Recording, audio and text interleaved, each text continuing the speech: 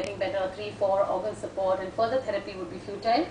31% was because they were advanced cancer with not much treatment options left anyway.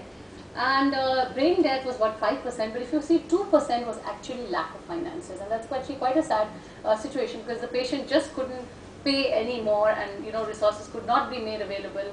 And in these kind of course that was not the only reason to make an end of life care decision, but 2% of them, this was also one of the reasons along with the other reasons. Now we looked at what is our kind of practice of withholding life support. If you look at the table on the left side, 75% of the patients had, 71% had withholding of life support. So what we did is, like in 19% the patient required intubation, but we didn't intubate this patient because we knew he was a palliative case, or CPR was withheld when they had a cardiac arrest, or starting on vasopressor drugs, we just gave IV fluids when they had hypotension, but we didn't start them on vasopressor drugs, or as I mentioned earlier, dialysis was withheld in about 6% of the patients. When withdrawing of life support, unlike in American ICUs where they actually extubate the patients, we don't really do that. But in ventilation, withdrawn was done just in only about 2 cases, extubated and ventilated. That means there was 2. And another thing that we do is we reduce the FiO2, that means the fraction of inspired oxygen. If they're on 60% or 80%, we come down to the minimum that is allowed on the ventilator, that is 21%. And inotropes were actually stopped in 22 of the patients. So this was a kind of practice. So 71% had some kind of withholding, and withdrawing was done in about 29% of the patients. Now, there's not much published literature on practices in Indian ICUs, and these are 4 of the studies that have been published.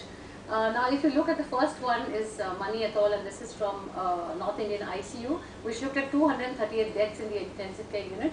And here, 8% of the patients, 16% had some form of withholding, and 8% had withdrawal. But if you see 79%, that is 38 of these patients, actually left against medical advice, and this is a very poor form of end of life care given to this patient. Then the other one is from Dr. Kapadia's unit, that is in Hinduja Hospital, and they had 45% of patients, that 92% of the patients had some form of withholding, and 8% had withdrawal. And then later, Dr. Mani's group again, subsequently in 2009 published, and here if you can see, it's almost 0 of their patients have left against medical advice. 93% had withholding and 7% had some withdrawal. And this current study that we conducted, which I just presented the data about, we had 33% of the patients had some form of end-of-life care practice, 71% had withholding, and 29% had withdrawal of life support. So if you see, our percentage of withdrawal of life support is much higher as compared to the general hospital, probably because we're dealing more with cancer patients who are with advanced disease. So 1/4 of our patients were dying in our ICU with some kind of end-of-life care decision, and the rate of withdrawal of care is much higher than in other Indian centers, than our own data even published 5 years back. And fear of legal consequence rather than cultural or ethical issues seem to be the major issues why end-of-life care practices, and even the documentation was not done properly. So even if it was, we also looked at how many were documented. I have not presented all the data here, but people were even scared to write on paper that we have actually brought, stopped the inotrope. What we would just write on paper would be comfort measures only. Every patient would get morphine. Of course, the feeding would continue, IV fluids would continue, but things like antibiotics, expensive medications, and these kind of things would stop. Of course, though the treatment would stop, the care and the comfort would continue for all these patients. But documentation was very poor, obviously because people were pretty scared. So the Indian Society of Critical Care Medicine, of which I am the treasurer, we are very active, and we want to have some kind of, there's no legal stand on this for a very long time. So we thought that we must come up with a position statement.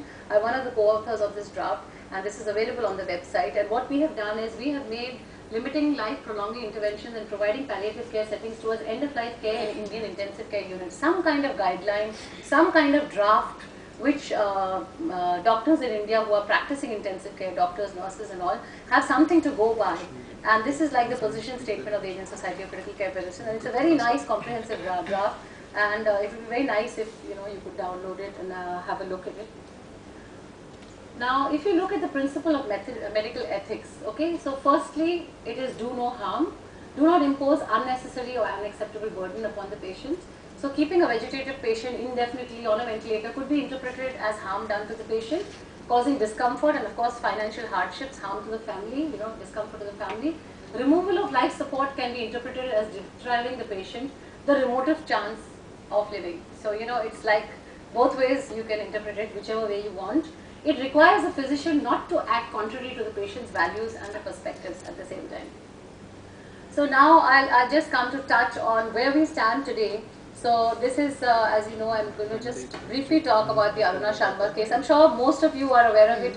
How many of you know about the Aruna Shanbhag case? I'm so sure there are lots of hands up, but just for the interest and to give you a little details, because I've been asked to touch on what is the current legal status, I'm going to be talking about this now. Just the background, Aruna Shanbhag, as we all know, was a nurse in KEM hospital, and more than 30 years back when she was on duty, she was raped and following the sodomized, and then she was strangled, and because of that she had hypoxic brain damage, and she became like a permanent vegetative state. But the staff and the nurses and all the staff of KEM hospital took excellent care of her, and for so many years they have kept her alive without any bed sores and taken very nice care of her. She's being fed and all that. But having said all this, she has pretty much not a meaningful life because she's like in a permanent vegetative state.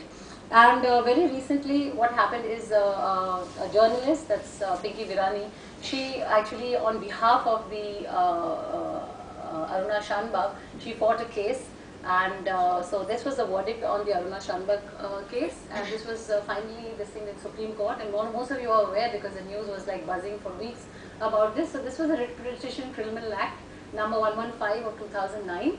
And Aruna Ramchandra Shanbhag, who was a petitioner, and Pinky Virani was the person who was doing it on her behalf, versus the Union of India and respondents. And the judge there was Markandeya Kachju, who was there. And actually, this is the preamble of the verdict. And he gave a very nice thing at the beginning of it. He said, "Marte hain arzu mein marne ki, maut aati hai par nahi aati." This is actually very beautifully summarizes the story of Aruna Shanbhag. And actually, the verdict that was given is they felt that the people who were closest to her and who were actually to make a decision on her would be the KEM hospital nurses and the staff of KEM hospital, and whatever they decided to do would be done. And of course they felt that Aruna Shanbhag should continue to live. So they respected the decision of KEM hospital, and she continues to be cared for by them. Now what were the implications and what happened after all this in the context of now end of life care practices in Indian ICUs? Till now we had no legal standing on it.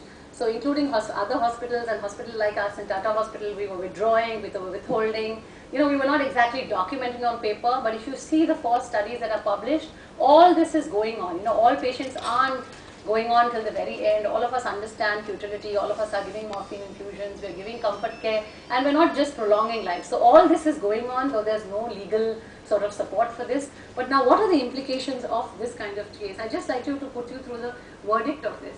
So what they said was, what should be done is in the best interest of the patient whose life is artificially prolonged. Now in this case they had 3 experts, doctors from India, from Mumbai. One was a psychiatrist from Sion Hospital, and there was also a neurologist from Hinduja Hospital. And the other expert, the Supreme Court, was Dr. Devetia, who's my head of department from Tata Hospital. So these are the 3 doctors who were appointed to examine her and to assess whether she was having a meaningful life and when she was really in a permanent vegetative state or not. And they gave their report to the Supreme Court, and based on this, this verdict was passed. And they said whatever is in the best interest of the patient whose life is artificially prolonged by such life support should be done. And they said there is no question that whether it is in the best interest of the patient that he should die after the report what they got. The question is whether it is in the best interest of the patient that his life should be prolonged by the continuance of the life support treatment. And this opinion must be formed by responsible and competent body of medical persons in charge of the patient. So this was done, of course. And then just to distinguish between what is active and passive in euthanasia. When we talk about active euthanasia is the use of legal substances and to force to actually go ahead and kill a patient.